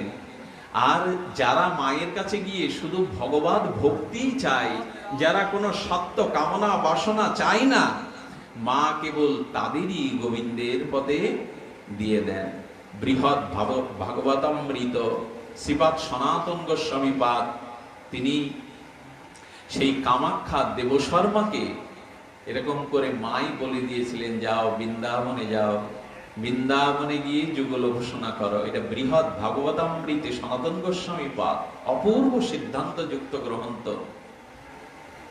এই গ্রন্থগুলো জানলে বুঝতে পারবেন যে যারা নিষ্কাম হয়ে মায়ের উপাসনা করে, মা একদিন তাদের গোবিন্দ চরণেই দিয়ে দেয় যে, বাবা, আমারও প্রভু তিনি, তার চরণেই তুমি কল্যাণ পাবে।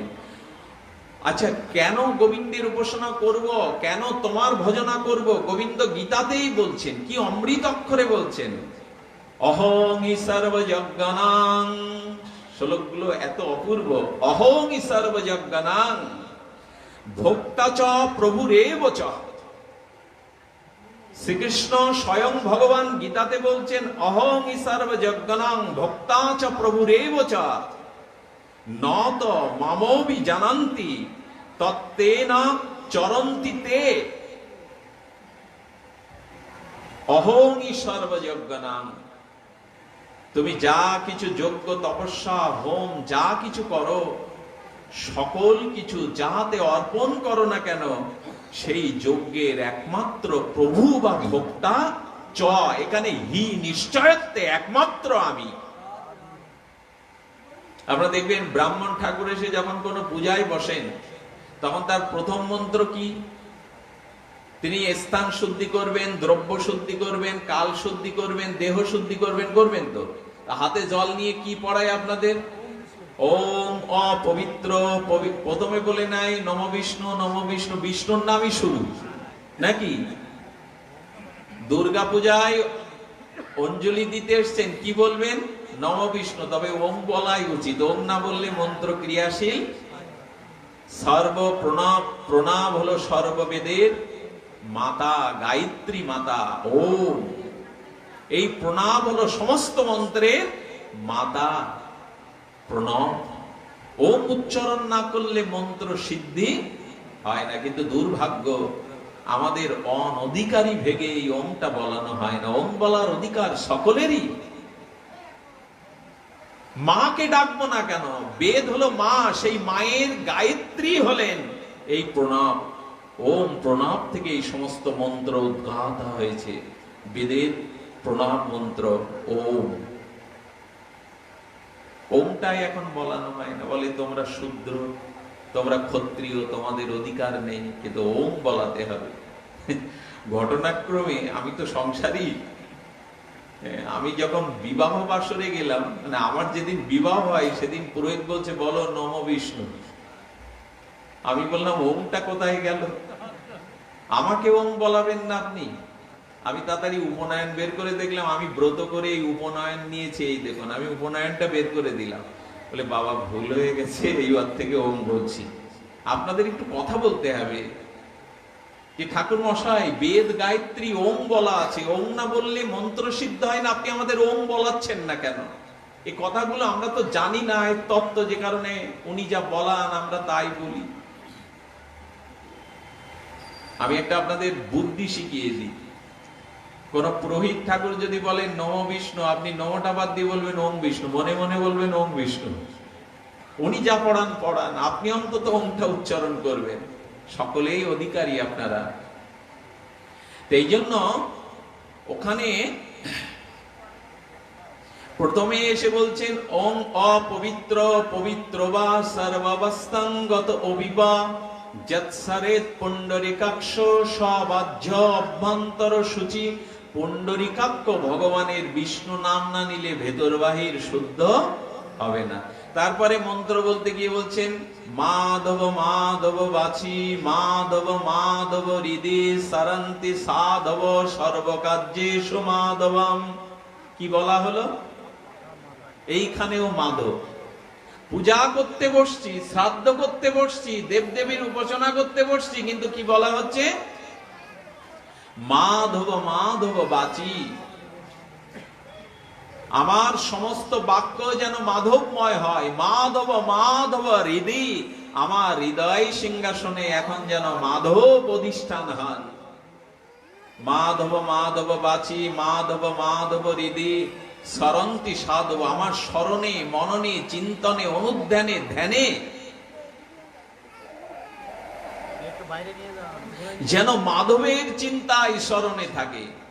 আর সর্বকার্যেষু মাধবম।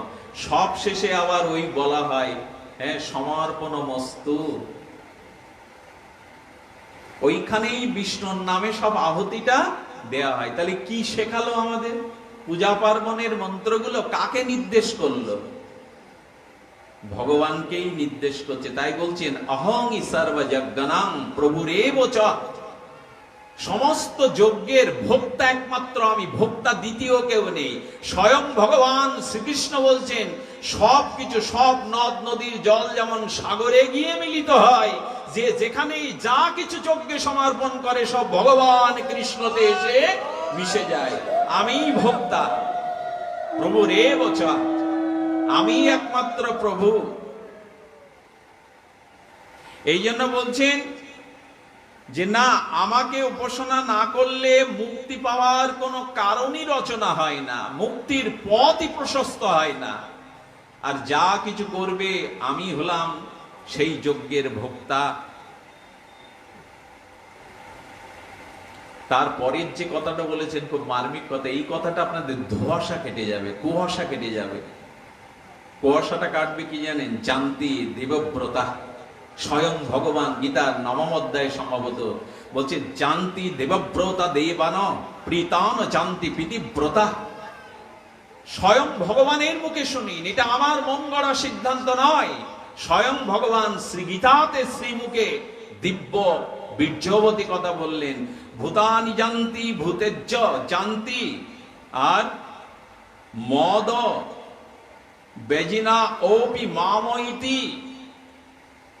এই যে দেবী পক্ষ সূচনা হলো মহালয়ার দিন, তার আগে পিতৃপক্ষ গেল। এই পিতৃপক্ষে যারা ওই কার্তিকের আশ্বিনের এই পিতৃপক্ষে যারা পক্ষকাল ব্যাপী পিতৃ তর্পণ করেন, মহালয়ার দিন তো তর্পণের তিথি, তখন পিতৃলোক থেকে পূর্বপুরুষগণ নিচে নেমে এসে ওই পুত্রের তর্পণ দ্বারা তাদের আত্মা পরিতৃপ্ত হয়। এখানে ভগবান বলছে জানতি দেবব্রতা দেবানো। যারা দেবতার উপাসনা করে তারা মৃত্যুর পর কোথায় যায়? চেয়েছে তো দেবতাকে, চেয়েছে তো স্বর্গে, তারা দেবলোকে যায়, স্বর্গলোকে যায়। আর কি বলছেন? পিতৃন জানতি প্রীতিব্রতা। যারা পিতামাতাকে উপাসনা করে তারা পিতৃলোকে যায়।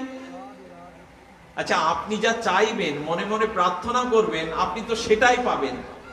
আপনার বস্তু পূর্ব দিকে, আপনি পশ্চিম দিকে গেলে পূর্ব দিকের প্রার্থিত বস্তু পাবেন।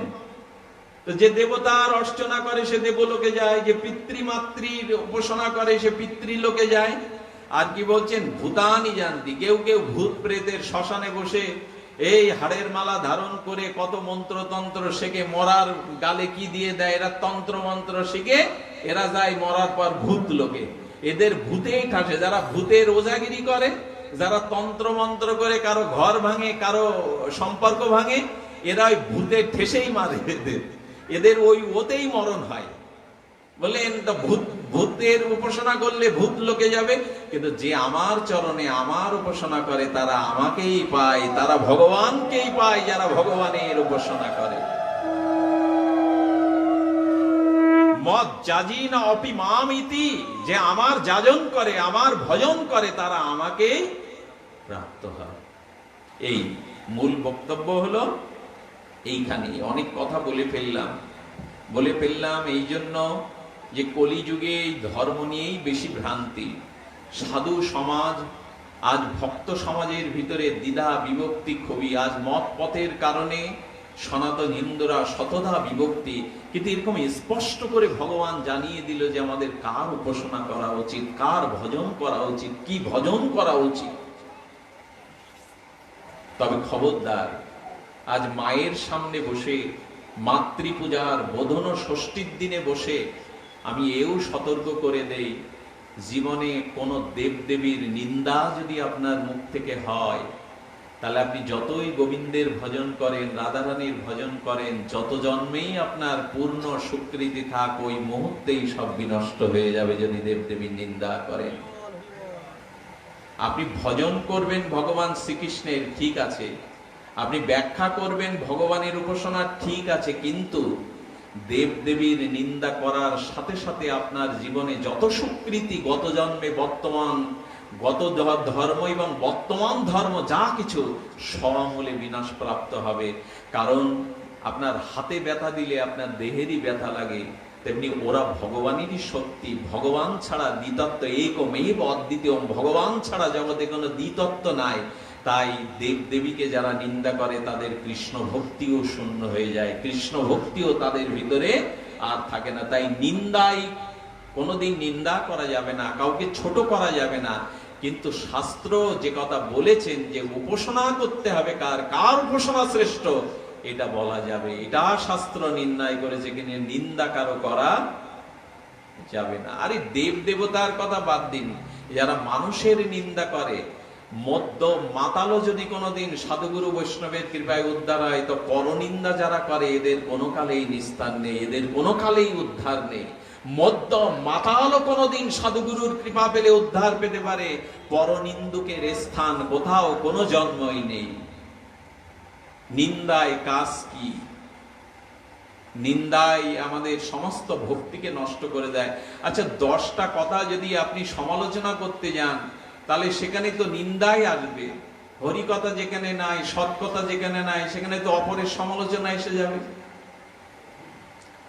ছোট্ট একটা কথা বলি, যারা ভজন পথে এসেছেন, যারা দীক্ষা শিক্ষা প্রাপ্ত হয়েছেন, অনেকেই দেখবেন মাঝে মাঝে ভজনে খুব মন লাগে, আবার মাঝে মাঝে ভজনটা অরুচি ধরে দেয়, ভজনে মন বসে না, ভজন করতে ভালো লাগে না। এগুলো কেন হয়?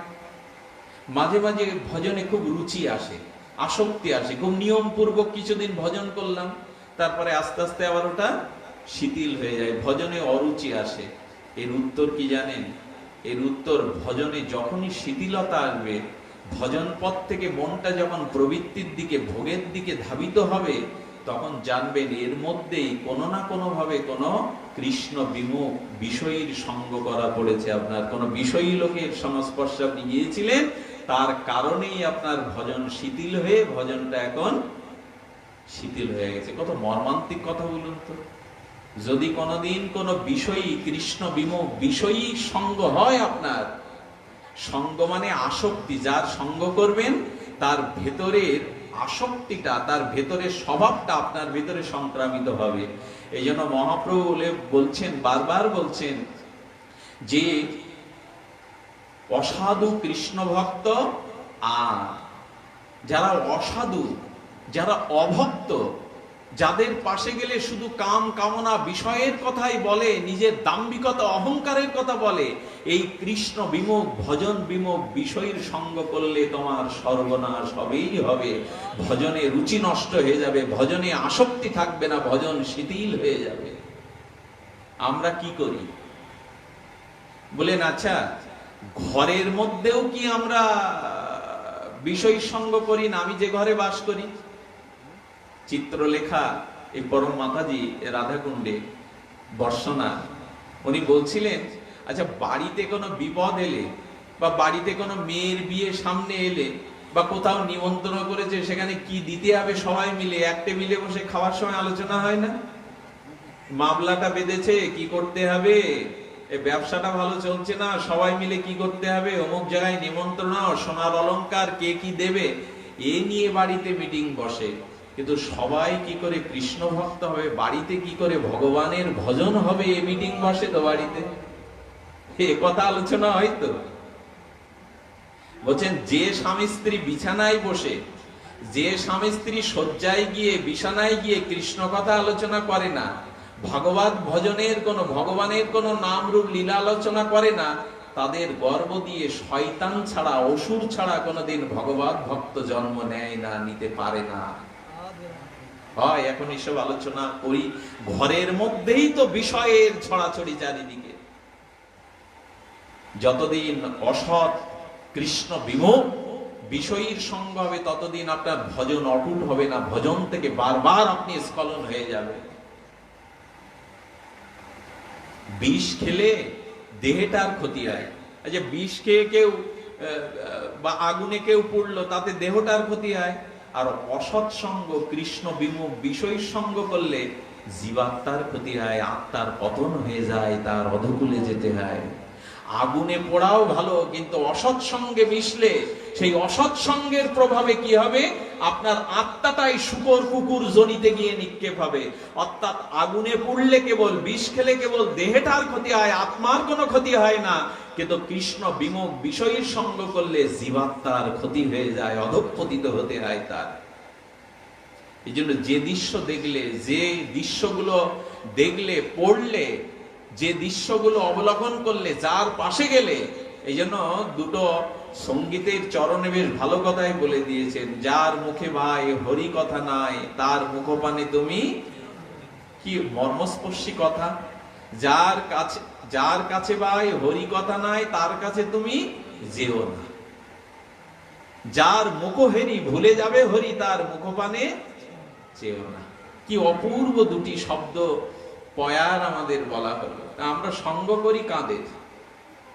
এই জন্য একটু হিসাব করে পা ফেলুন, সময় তো ফুরিয়ে আসছে। এই করোনার অভিশাপ জগতে জানিয়ে দিল, ধনী মানি জ্ঞানী যেই হন, সময় কিন্তু আপনাকে দেবে না, যে কোনো মুহূর্তে। আর এখন তো কলিযুগে অকাল মৃত্যুরই সময়, চারিদিকে শুধু অকাল মৃত্যু আর অকাল মৃত্যু। এই জন্য সময় ফুরিয়ে আসছে, আমাদের উচিত হবে খুব দ্রুতই একটা সিদ্ধান্তে আসা। অসৎ সঙ্গ এগুলি যত মানুষের ক্ষতি করে, আপনি ভজন করুন আর নাই করুন, অসৎ সঙ্গ করলে কিন্তু আপনার অধঃপতন হবেই হবে। সঙ্গ শব্দের অর্থ হলো আসক্তি। সঙ্গ করলেই তার গুণাবলীগুলো, তার ভাবগুলো আপনার ভেতরে প্রবেশ করে আপনাকেও ওইভাবে ভাবাবিত করবে। একটা রোগের ভাইরাস যদি তার পাশে গেলে আমার ভিতরে আসে, তাহলে তার যে ভাবগুলো সেগুলো আমার মধ্যে আসবে না কেন? এই জন্য সঙ্গের ব্যাপারে খুব সতর্ক থাকতে বলা হয়েছে। তাহলে আজ আমরা কি জানলাম? জানলাম হলো যে ভগবানের উপাসনা, তবে সেই উপাসনাটা করতে হবে আমাদের নিষ্কাম হয়ে, শ্রদ্ধালু হয়ে করতে হবে। অহং সর্বেষু ভূতেষু ভূতাত্মা স্থিত সদা। ভগবান বলছেন, অর্থাৎ সর্বভূতে আমি অবস্থিত আছি, সর্বভূতে আমি অবস্থিত আছি, এই জেনে তুমি আমার উপাসনা করো, আমার ভজন করো। আজ মায়ের এই বোধনের দিনে, ষষ্ঠীর এই শুভ সংকল্পের দিনে আপনাদের অনুরোধ করি, বিশেষ করে এটা চৈতন্য যুগ, এটা মহাপ্রভুর যুগ, নিত্যানন্দের যুগ। সেই রাধা কৃষ্ণ ব্রজের যে প্রেম, সেই অপ্রাকৃত ব্রজভক্তি, সেটা শ্রীকৃষ্ণ ভগবান ব্রজের বাইরে সবাইকে দিতে পারেননি। এমনকি ব্রজপ্রেমটা এত এত আস্বাদীয় বস্তু যে ভগবান শ্রীকৃষ্ণেরও লোভ জাগিয়ে দিল। রাধারানী আমাকে ভালোবেসে কি সুখ পেয়েছে, আমি গোবিন্দ আমার ওটা পাওয়া হয়নি। আমার অসমর্থ রূপের কি মহিমা। আচ্ছা, আমার চোখে আমাকে দেখা আর ভালোবাসার মানুষের চোখে আমাকে দেখা এক হয় নাকি? আমার চোখে আমি আমাকে দেখছি, আর যে ভালোবাসে আমাকে, যার অনুরাগ আমার প্রতি আছে, তার চোখে আমার দেখা হয় নাকি? রাধারানী আমাকে অনুরাগ দৃষ্টিতে, প্রেম দৃষ্টিতে দর্শন করে কি সুখ পেয়েছে, আমার তো সেটা জানা হয়নি, কারণ আমি তো আমাকে দেখে অত সুখ পাইনি। এই জন্য রূপ দেখি আপনার, গোবিন্দ নিজের রূপ দেখে চমৎকারিত হচ্ছেন আর মনে ওঠে কাম। গোবিন্দ নিজের রূপ থেকে নিজে মোহিত হয়ে যাচ্ছেন। বললেন, আমি যদি রাধারানীর ভাবকান্তি নিয়ে, অর্থাৎ আমি যদি রাধা হতে পারি, রাধার চোখে যদি কৃষ্ণকে দেখতে পাই, হ্যাঁ, রাধা হয়ে যদি কৃষ্ণকে ভালোবাসতে পারি, ভজন করতে পারি, রাধা যে জাতীয় সুখ পেয়েছিল সেই সুখ আমিও তো পাবো। অর্থাৎ ব্রজের উপাসনা, রাধারানীর চরণে যে কৃষ্ণ উপাসনা, সেই উপাসনা স্বয়ং কৃষ্ণকেও লোভ করে দিল। ভগবানের লোভ থাকতে হয়? ভগবানের কোনদিন লোভ থাকে?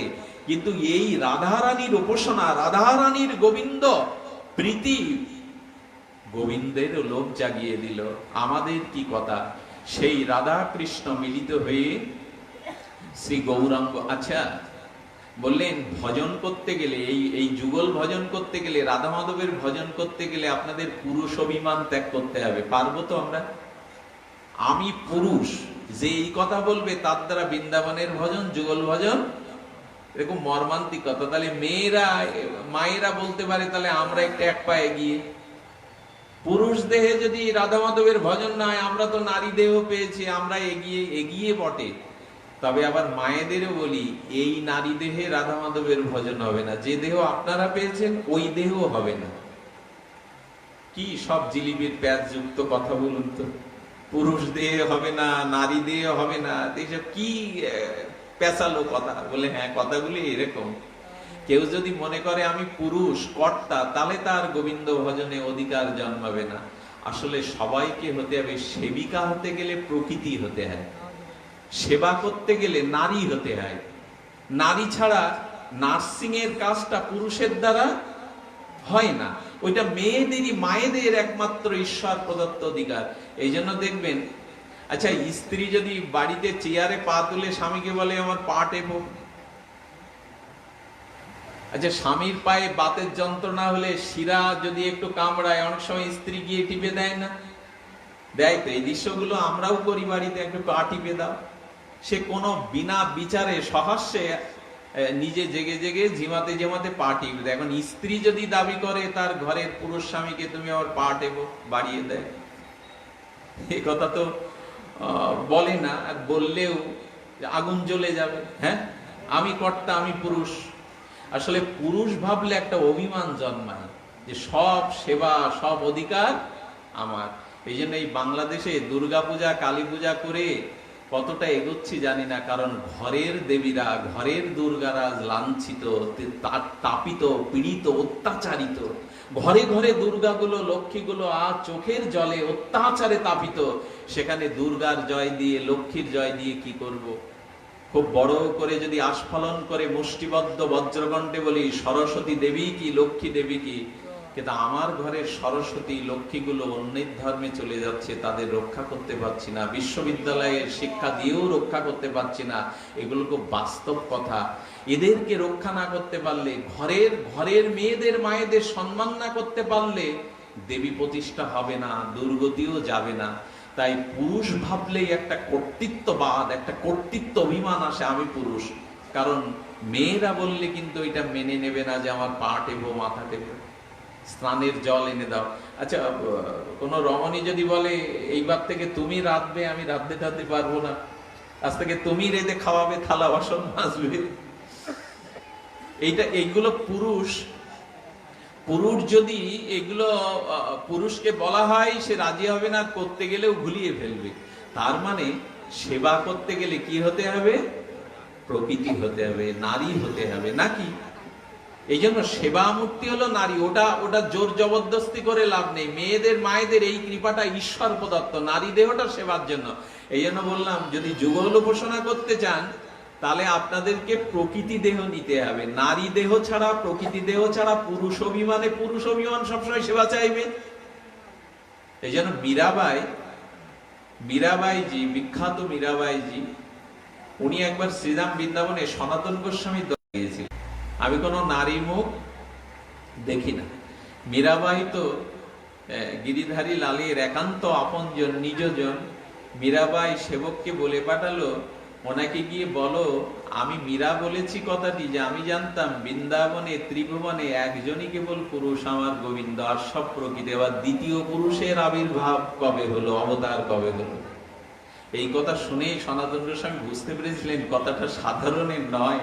উনি এসে মীরাবাইয়ের কাছে হাত জোড় করেছিলেন, কথাটা আমার ভুল হয়ে গেছে। এই জন্য এক গোবিন্দই আদি পুরুষাম তমহং ভজামি, গোবিন্দম আদি পুরুষম তমহং প্রণামী। একমাত্র গোবিন্দই পুরুষ, আমরা সবাই প্রকৃতি। আর মায়েরা যদি বলেন তাহলে আমরা একদম বলি, এই দেহে হবে না মা, তোমাদের নারী দেহের ভিতরে আর একটা নারীত্ব আনতে হবে। সেই নারীত্বটা হলো রাধারানীর দাসী, রাধারানীর সখীদের দাসী। সেটা কিরকম? ওই শুয়োপোকা যেমন প্রজাপতি হয় কিনা? শুয়োপোকাটা মরে কি প্রজাপতি হয় না? সুতো কাটতে কাটতে শুয়োপোকাটাই প্রজাপতি হয়। আচ্ছা, কোথায় শুয়োপোকা আর কোথায় চিত্র বিচিত্র রং বেরঙের প্রজাপতি? কত পার্থক্য না? কিন্তু শুয়োপোকাটা মরে প্রজাপতি হলো না, সুতো কাটতে কাটতে শুয়োপোকাটাই প্রজাপতি হয়ে গেল। তেমন সদ্গুরুদেবের আশ্রয় নিলে সদ্গুরুদেব কৃপা করে পুরুষ দেহ গুছিয়ে দেবেন, নারী দেহ গুছিয়ে দেবেন। ওইখানে যে দেহটা দিয়ে রাধা মাধবের ভজন হবে, সেই সখী মঞ্জরীর আনুগত্যে একটা দিব্য শরীর দিয়ে দেবেন। যে দিব্য কিশোরী ভাবনায় আপনি তখন ব্রজের উপাসনার অধিকারী হবেন। এসব কথা কি সহজে ঢুকবে আমাদের মধ্যে? বললেন, আচ্ছা নারী পুরুষে তোমার আপত্তি কোথায়? নারী পুরুষে ভজন হয় না। নারী পুরুষ যেই ভেদ থাকবে, সেই দুর্জয় অভিশপ্ত কাম এসে দেখা দেবে। আমি নারী আর তুমি পুরুষ, এই ভাবনা যেখানে, সেখানে ভজনের বিরোধী, প্রেমের বিরোধী কাম আসবেই আসবে। কারণ নারী পুরুষ এই আকর্ষণটার নামই কাম। এই জন্য নারী পুরুষ ভেদ যেখানে, যেখানে এই ভেদ, সেখানে কাম আসবে, প্রেম কোনোদিন আসবে না। এই জন্য বলছেন যে নারী নয়, পুরুষ নয়, এই নিবেদন ধরো হে তুলসী দেবী, এই নিবেদন ধরো, সখীর অনুগত করো। আমাকে রাধারানী, ললিতা, বিশাখা আদি মরমী সখীজনের অনুগত করে যুগল সেবা দাও, যুগল ভজন দাও। এ বড় ভাগ্য ফলে পাওয়া যায়, এ বড় স্বীকৃতিতে পাওয়া যায়। এমনি এমনি যুগল ভজন পাওয়া যায় না। এই জন্য সর্বভূতেষু, সবখানে আমার রাধা মাধব, আমার গোবিন্দ। এই ভজন যদি করতে চান, তাহলে আপনাদের একটা গুণাবলী কথা বলে আমরা প্রেমানন্দের মুখে আস্বাদন করে ভগবত বিশ্রাম করব। সরলতা চাই, নিষ্কপট চাই। এই রাধা মাধবের ভজন করতে গেলে যারা এই ভজন করেন, তজ্জাতীয় ব্রজভক্তি পরায়ণ ভক্তের সঙ্গ করতে হবে আপনাদের। আবার বলি কথাটা, যদি এই ভজনের স্পৃহা আপনাদের জাগাতে চান, এই ভজন পথে আসতে চান, তাহলে এই ভজন যারা করে তজ্জাতীয় ভজনশীল ভক্তের সঙ্গ নিতে হবে। তাহলে তার সঙ্গ করতে করতে এই ভাবটা আমার ভিতরেও আক্রান্ত হবে। যিনি যুগল ভজন করেন, যিনি বিশুদ্ধ ব্রজ ভজন করেন, তার সঙ্গ লাভ করলেই কেবল তাদের অনুগ্রহ কৃপা শক্তিতে আপনি এই ভজনের পথ পাবেন। এই মাদিশ অভাজন, যিনি আপনাদের সম্মুখে, এই গর্ধ মাদিশ অভাজন গাধা আপনাদের সামনে ব্যাসাসনে বসেছে, আমার এই তত্ত্বটা বুঝতে 20 বছর ধরে লেগেছে। 20 বছর আমি পরিভ্রমণ করতে করতে এই তত্ত্বটা বুঝেছি। 20 বছর পরে আমি জন্ম থেকেই 9 বছরে ভাগবত পাঠ করতে বেরিয়েছি। ছোটবেলা থেকে পিতামাতার কোলে বসেই ভজন হয়েছে শুরু আমার, কিন্তু এই তত্ত্বটা বুঝতে আমারও 20টা বছর সময় লেগেছে। এই জন্য ভজন হতে হবে নিষ্কাম। কোন নিজের সুখের জন্য, নিজের কোন চাওয়া পাওয়া স্বার্থের জন্য ভগবত ভজন করা যাবে না। করলে ঠকতে হবে, অল্প পাওয়া যাবে। ভজনটা হতে হবে তাকে সুখ দেওয়ার জন্য, তাকে আনন্দ দেওয়ার জন্য। আমার কিছু চাই না তোমার কাছে, আমি শুধু ভালোবাসতে চাই, তোমাকে আনন্দ দিতে চাই, তোমাকে সেবা দিতে চাই, বিনিময় আমি কিছু চাই না। এই নিঃস্বার্থ অকৃত্রিম ভাবে ভগবানকে ভজন করতে হবে, এটাই হলো শুদ্ধ ভজন। এর মধ্যে কোনো মল নাই, নির্মল ভজন। এই ভাগ্যকে আমাদের হবে হবে যদি তজ্জাতীয় ভক্তের। এই দেখুন কি করে হয়। আমাদের এই বঙ্গদেশে একজন ডাক্তার ছিলেন, তিনি বৃন্দাবনের আশ্রিত মহা ভজনানন্দী মহাপুরুষের কৃপা পেয়েছিলেন। সেই ডাক্তার বৃন্দাবনে যাবেন, এখান থেকে প্রায় 200 বছর আগের ঘটনা। তো ডাক্তার যখন বৃন্দাবনে আসবেন, তখন একটু ট্রেনে টিকিট কেটে উঠলেই 12 ঘন্টায় পৌঁছে যাবেন, 24 ঘন্টা এরকম ছিল না। বিমানে দিল্লি উড়ে যাবেন, ওইখান থেকে রাধাকুণ্ডে আসবেন, এরকম ব্যবস্থা ছিল না।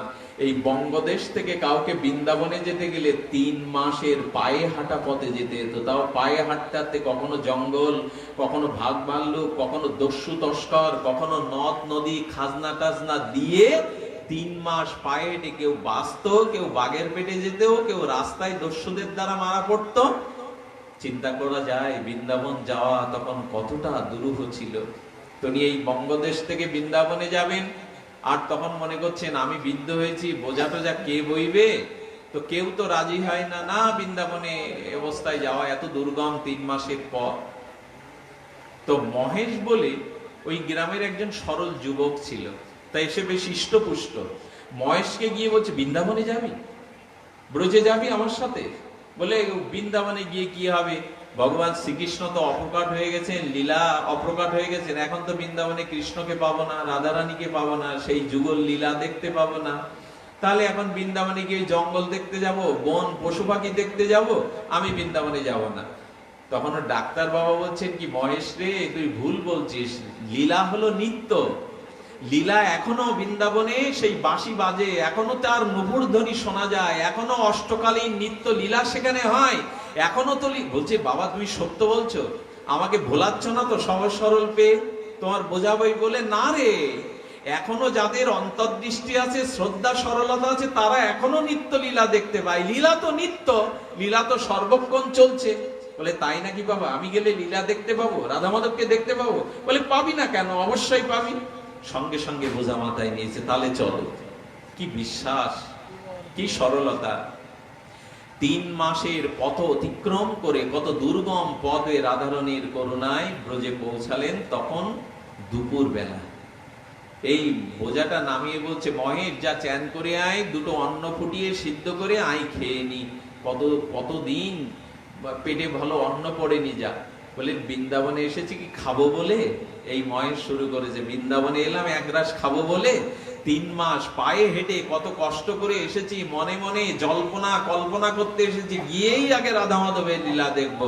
তুমি বলে দাও এখন কৃষ্ণ কোথায়, কোন কাননে লীলা করছে, গরু চড়াচ্ছে, আমি দেখবো, না দেখা পর্যন্ত আমি খাবো না, স্নানও করবো না, বলে দিলাম। সর্বনাশ। ডাক্তার মনে হচ্ছে কোন পাগলের পাল্লায় পড়লাম, বলেছিলাম তোকে ব্রজ দেখাবো, বলেছিলাম তোকে বৃন্দাবন, এ কথা তো সত্য, কিন্তু ওকে আমি এখন কি বোঝাই?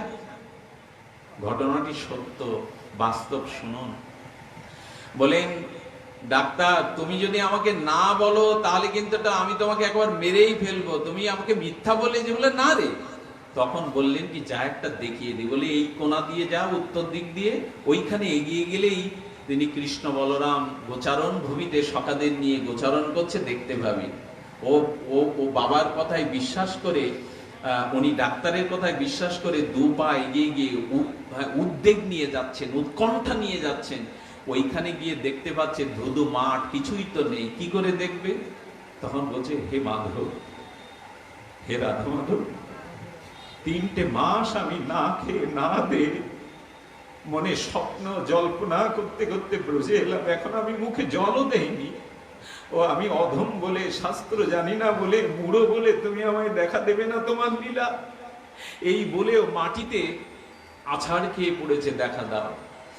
যাদের ভিতরে কপটতা নেই, সরলতা আছে, তাদের এক ডাকেই গোবিন্দের কাছে তাদের পৌঁছে যায়। ডাক্তার সঙ্গে সঙ্গে রাধা রানী কৃপা করে ওর প্রেম দৃষ্টি দিয়ে দিল। প্রেম দৃষ্টি দেওয়ার সাথে সাথে দেখলো নীলময় বৃন্দাবন, চিন্তামণি বৃন্দাবন ধাম, গোবিন্দ মুরলীধারী হয়ে দাঁড়িয়ে আছেন সখা পরিবেষ্টিত ধেনুবর্ষ নিয়ে। সেই লীলা দেখে প্রেমে মূর্ছিত হয়ে সাদা ফেনাতে বেরোতে লাগলো, অষ্টসাত্ত্বিক বিকারে ধোলায় গড়াগড়ি দিতে লাগলো, এই তো আমি পেয়েছি প্রভুকে, এই তো আমি পেয়েছি। সেই দর্শন করে প্রেমানন্দে ভাসতে ভাসতে এসে প্রণাম করছে ডাক্তার বাবাজিকে, বাবা তুমি যদি কৃপা না করতে, তুমি যদি করুণা না করে ব্রজে না আনতে, আমি রাধা মাধবকে দেখতে পেতাম না। বাবাজি মনে মনে বলছেন, কোন রাখালকে দেখেছে, কত লোক তো বৃন্দাবনে গরু চড়ায়, ভুল ভাল দেখে এসে এখন আচ্ছা বাবা ঠিক হয়েছে, তুই খুব ভাগ্যবান, যা এখন এইবার চান করে আয়, দুটো ফুটিয়ে খেয়ে নে। খাওয়ালো। রাত্র দুপুর বেলা বলছে, বাবা রাস হয় কোথায়, আমাকে বলে দিতে হবে। সর্বনাশ, এর তো নেশা লেগে গেছে, লীলা দেখবার। বাবাজি তখন রাধারানীকে বলছেন, করুণাময়ী, ও তো সরল যুবক, ওকে কষ্ট দিয়ে আনলাম, ওকে যদি আমি ওর ওই লীলা, ওর এই ব্রজের কৃপা ও একটু অর্ধেক না পাই, তাহলে তাহলে আমি ওর কাছে খুব ছোট হয়ে যাব। ওই যে মহাতের কৃপা হয়ে গেল, ওনার সঙ্গ হয়েছে 3 মাস, আর হৃদয়ে সরলতা নিয়ে ব্রজলীলা দেখবে। সঙ্গে সঙ্গে বাবা বললেন, কাননের দিকে, কুঞ্জের দিকে তিনি তাকে পথ নির্ণয় করে দিলেন। বলে যা একটা দেখে আসো। ওই লীলা দেখে, লীলা আস্বাদন করে ভোরবেলা প্রেমে টলটল গদগদ হয়ে আসছে, কণ্ঠ অন্যরকম, চোখ অন্যরকম। এই জগতে তো আর না। যারা যুগল দর্শন করে, যারা ব্রজভক্তি পায়, তারা তো আর এ জগতের থাকে না। সেই অষ্টসাত্ত্বিক প্রেমময় তনু নিয়ে ঢুলতে ঢুলতে বাবার চরণে এসে বলছে, বাবা তুমি ধন্য, তোমার কৃপা ছাড়া কোনোদিন আমি ব্রজ পেতাম না, রাধা মাধব পেতাম না। চোখের দিকে তাকিয়ে দেখছেন, এ তো সে মহেশ না, এ তো আগের মহেশ না। কে মহেশ? সত্যই কি তুই রাধা মাধবকে দেখেছিস? সত্যই কি তুই লীলা দেখেছিস? বাবা আমি তো মিথ্যা বলি না, আমি আর যাই করি, তোমার রাধা মাধবকে দেখে আজ আমার নয়ন, আমি মূর্ছিত হয়ে পড়ে গেলাম, আমার তো চেতনাই ছিল না। কে যেন গায়ে হাত বুলিয়ে ডেকে দিল। বাবা মহেশের এই প্রেম আরতি দেখে, রাধা মাধবের প্রেম প্রাপ্তি দেখে আজ এই বৃদ্ধ মহেশের চরণে লুটিয়ে পড়লেন। ওরে সারা জীবন শাস্ত্র পড়ে, সারা জীবন ভজনা করে পেলাম না, আর তুই রাধা মাধবকে দর্শন করি, ধন্য মহেশ, তুই আমাকে কৃপা কর। বলেন, বাবা এই কথা কেন বলছেন? আপনার কারণেই তো, আপনার করুণাতেই তো আসা। এই জন্য বলছিলাম, যারা ব্রজের পথে পথিক, যারা নিষ্কিঞ্চন হয়ে, হৃদয়ে নিষ্কপট হয়ে রাধা মাধবের ভজন করেন, এমন মহতের, এমন ভক্তের যদি সঙ্গ পান, কৃপা পান, তাদের কৃপাতে এই পথে যাওয়া যাবে। আর এই ব্রজের পথ চেনানোর জন্য স্বয়ং শ্রীকৃষ্ণ মহাপ্রভু রাধা কৃষ্ণ মিলিত হয়ে বলেছিলেন, আপনি করি আস্বাদনে শিখাইল জগজ্জনে, প্রভু চিন্তামণির প্রভু ধনী, নাহি জানে স্থানাস্থান, যাকে তাকে কইল দান, মহাপ্রভু দাতা শিরোমণি। রাধারানীকে বলেছিলেন, পুরুষ হলে সেবা করা যায় না, প্রকৃতি হতে হয়। হে রাধে, হে বিশাখে, হে ললিতে, তোমরা আমাকে রাধার ভাবকান্তি দিয়ে রাধা করে দাও, প্রকৃতি করে দাও, যাতে জগজ্জীবকে আমি কৃষ্ণ প্রেম দিতে পারি। সেই শ্রীকৃষ্ণ চৈতন্য মহাপ্রভু পরতত্ত্ব সিংহ, পরতত্ত্ব সীমা, আজ ব্রজে রাধা কৃষ্ণ মিলিত তনু হয়ে, করুণায় অবতীর্ণ হয়ে আমাদের মাঝে ব্রজ প্রেম হরিনাম নিয়ে আসলেন। আমাদেরকে দিতে এলেন সর্বব্রহ্মা শিব বিরিঞ্চি বাঞ্ছিত ফল, যা ব্রহ্মা পায়নি, শিবাদি যার তত্ত্ব জানতে পারেনি, সেই ব্রজ প্রেম কৃষ্ণ